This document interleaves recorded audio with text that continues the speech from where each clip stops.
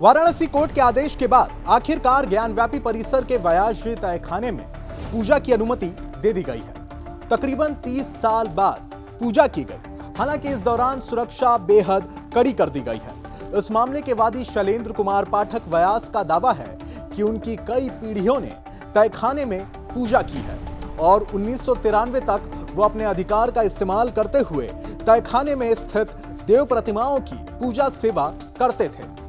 नमस्कार, मैं हूं Sudhanshu Shiv Kumar. India TV explainer में आज बात इसी व्यासजी तहखाने की। आइए जानते हैं कि आखिर क्या है व्यासजी का तहखाना, इसका केस कब से चला आ रहा है। तो सबसे पहले जानते हैं कि इस तहखाने का इतिहास क्या है। 473 साल पुराना व्यास परिवार का पूजा पाठ का इतिहास क्या कहता है।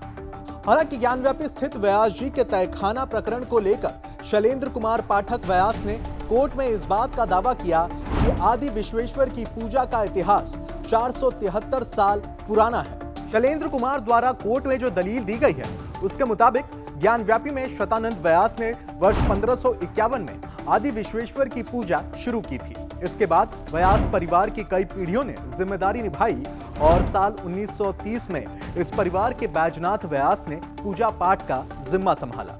फिर उनकी बेटी राजकुमारी उत्तराधिकारी बनी, जिनके 4 बेटे हुए, जिनमें से एक का नाम सोमनाथ व्यास था।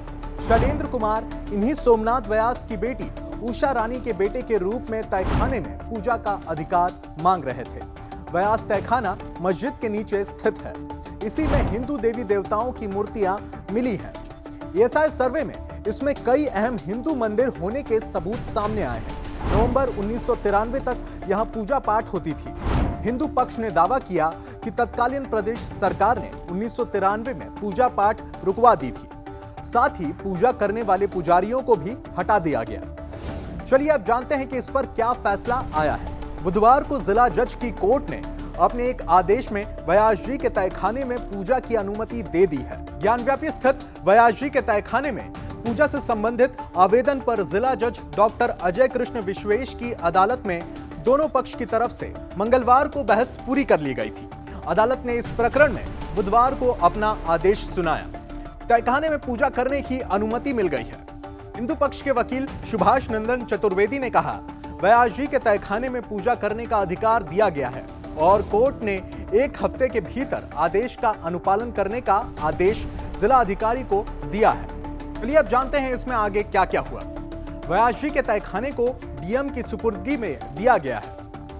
कोर्ट ने नंदी के सामने की बैरिकेडिंग को खोलने की अनुमति दी है। ऐसे में अब तहखाने में 1993 के पहले के जैसे पूजा के लिए अदालत के आदेश से आने जाने दिया जाएगा। इस पूरे मामले पर आपका क्या सोचना है, आप हमें कमेंट बॉक्स में कमेंट कर जरूर बताएं और बने रहें इंडिया टीवी।